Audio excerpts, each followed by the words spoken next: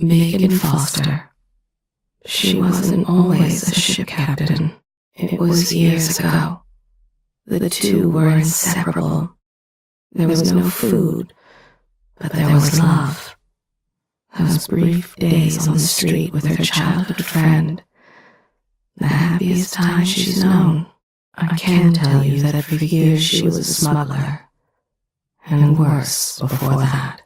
Things would have been different for her if her young friend had survived the attack all those years ago. She has not always chosen her companions wisely, but she truly cares for Sokolov. I can feel it. I can see why you like her. She's almost as secretive as you. There was always hunger back then, on the streets of Dunwall. Hunger and fear. She learned to be brutal to survive. She is a woman formed of 3 fathers: a drunkard, a killer, and an artist. She was with them. On that day, I can see why she cares so much for Sokolov. Both of them are trying to atone for their past. But maybe there are things beyond forgiveness. Some nights, she wakes choking, hearing the screams of a young girl, watching her mother die. She has secrets I will not reveal. She may tell you in time. This one has a greater destiny. Beyond Dunwall, beyond Karnaca. Back in Dunwall, she almost killed the crime boss called Slackjaw. Once, while he was getting a shave, Meagan, she can be trusted to a point, but I cannot see past the anger. That much rage can hide things. A man haunts her dreams, like a father to her. A man with a scar. He hides himself. Even from me. She fell in with the wrong crowd many years ago in Dunwall. The things she did. She can't forgive herself. It was not her hand that held the knife. He experimented on people during the plague years. Unwilling subjects who suffered needlessly at his hands. Anton, how great you were. Rest now, my friend. Some nights he wakes for the toilet, thinking he's at his old apartment on Caldwell's Bridge. He's confused by the layout of the dreadful whale. He retreated from Dunwall, tired of the petty squabbles of the elite. He's full of regrets, this old man. Sokolov, the once great alchemist. Anton Sokolov, painter, inventor, and philanderer, famous throughout the Isles, loyal only to himself. They still seek him out for portraits, new elixirs, or bawdy stories. Some, just to see the great Sokolov, now stooped and humbled. Not so long ago, the nobles vied for his attention, sent him gifts and flattery. Whose invitation would he accept? Whose portrait would he next paint? It's all still there, in his mind. Every formula, every equation, harder and harder to recall. In his dreams, he sees the names and faces of every subject he experimented on, in the name of progress. Sokolov wonders now if it was all worth it. Once put forth, some ideas take on a life of their own. There is guilt within him for the things he did, but curing the rat plague saved so many. From Esmond Roseborough Sokolov learned the power hidden inside whale oil. He harnessed it for devices that kill. And Roseborough took his own life. It was brief, but his time at the Hound Pit's pub, as a prisoner, stays with him. He was strangely happy. He is remembering a great voyage he took by sea. So many men lost, reaching Pandisia. The burning wastes, they would flock to his lectures. When all the seats were full, they would line the hallways, straining to hear. Hypatia, Jindosh, all the great minds of today owe him a debt. The years have softened him. He seeks to make up for the wrongs from his past. Some nights, he dreams of a young woman he once painted, decades ago. Her face, the most beautiful thing he'd ever beheld. She died before the painting was complete, and he burned it to ash. When Jindosh held him, Sokolov believed he would die, and that changed him. He is so tired. His past torments him. Can he ever atone for the pain he's caused? Hypatia studied at the Academy of Natural Philosophy under Pierre Joplin and Anton Sokolov. She wonders if bergamot might increase the efficacy of her black lung formula. Another part of her is watching. Tomorrow, she will ask again if she might see just a few of the most dire cases. When the Duke's voice begins to play on the audiograph, a chill comes over her, and she sleeps. The Grand Guard interferes with her work, and she resents them. She could ease so much suffering. Hypatia regrets her most potent serum. She burned almost all the notes, but a part of her holds on to the formula. This one has a good heart, but there's something else there too. Watching from the inside. An alchemist dedicated to the diseases afflicting sailors and mine workers. But her mind is troubled. Is she a prisoner? She feels trapped here. Why is she not allowed to leave Addermeyer? For years, she studied in Dunwall. Before returning to the south, she fashioned a breathing apparatus for the child. Now she wonders if it has made any difference. A man brought his dying son by boat, braving the rocks. She watched, helpless, as the soldiers drove him away. She has a special interest in the lung and eye conditions prevalent in the dust district. If they'd only let her deliver more oil of tartar to our patient with Callinger to ease his hallucinations. She cares for the patients, treats them with compassion, often refuses their money. Her spirit has been unburdened, and she's gaining strength each day. It's as if she's emerged from a long, black dream.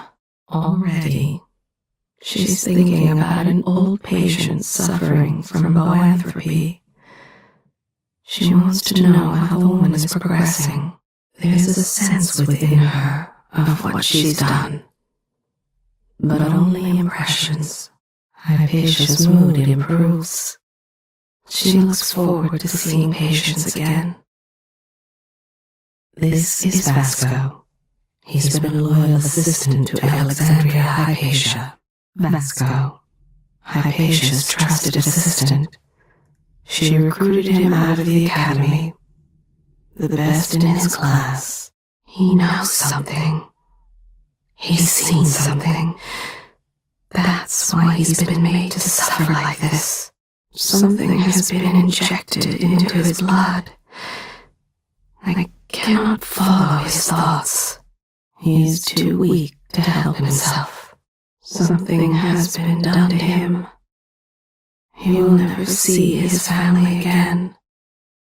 Aramis Stilton, born in squalor on the Isle of Morley.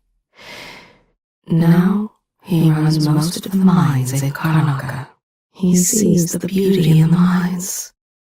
Rich veins of ore cutting through quartz. Great caverns lit by phosphorescent life within the stone. There is a great sadness in him. He misses his friend and confidant, the old Duke, Theodanis. He has drawn up designs that should prevent collapses in the older tunnels. He hopes to implement them soon. Aramis Stilton, like the ore he mines, there is something of value underneath that gruff exterior. The aristocrats barely tolerate him, but he is not without friends. There was the old Duke, and Meagan Foster. Stilton devised a mask to help the miners take in less dust as they work. He wants silver, not sick workers. He laments hosting their silly seance at his home. He indulges the young Duke because he loved his father. There was a time when he tried to impress them, to hide his humble beginnings. But he no longer cares. He could afford finer clothing, but even if he wore the finest suit in all the Isles, they would still turn their noses up at him. He stopped trying. He's worried about something Duke Luca Abel has done. The son is nothing like his father. At the gala they joked loud enough that he could hear. Something about his shoes being the finest Culcan he has to offer. But he carried on. It was nothing he hadn't heard before. He never trusted Luca Abel. He seeks only to tolerate him. He hopes the young Duke will grow into his responsibilities. The night this terrible thing happened to him, he wanted to meet with Meagan, to confide in her. He hears singing. Wait, not singing. Some vibration coming from the center of this place. Once, Aramis Stilton knew his name. He worked to improve conditions at the mines. And now this. He was a doubter. He was afraid. That's why his mind was ruined on that night. He's trapped inside himself. Some terrible ceremony echoes through his thoughts. Before this, he was so worried the old money people would laugh at him. They did. Stilton looked deeply into the void. He cannot unsee what he has seen. There was a whisper and a groan, strange as the wails in the deep. He hears it still. Had he not been with the Duke on that night, his life would have been very different. His eyes see the teetering past and the ruined present, and moments in between, he would pluck out his own eyes if it would help him forget what he saw. Something about the Duke and a lake at night. But he recalls the father, not the son. It sickens his spirit, seeing such riches squandered. He's thinking about his walk, the way he dresses and speaks. Everything must appear correct. Reading the paperwork tires his eyes, but he reads it all. See how he sighs? His life is a gilded cage. There was a woman he loved, but she was identified as a risk, and he never saw her again. This face is on all the coins minted in Serkonos over the last 5 years.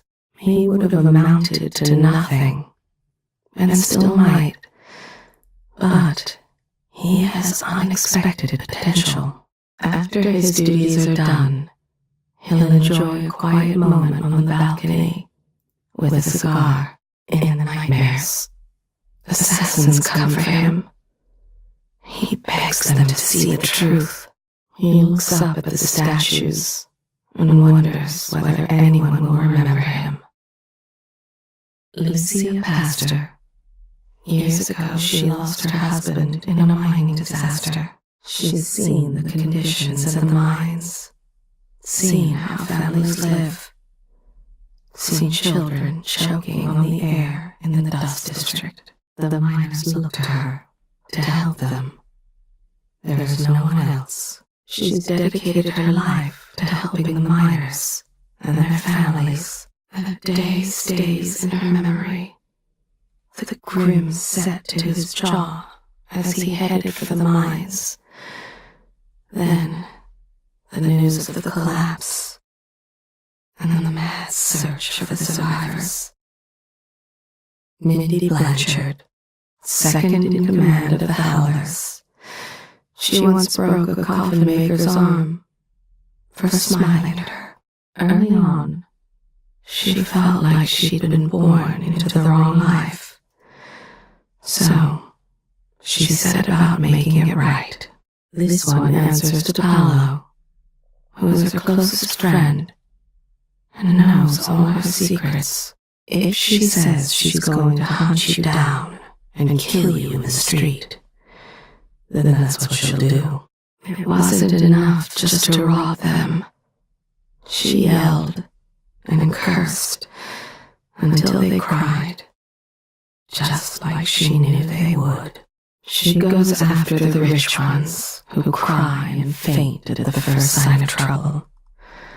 She can't wait to take their pocket watches, jewels, and pride. Resents them for their easy lives. She calls them her lovers. Those poor souls.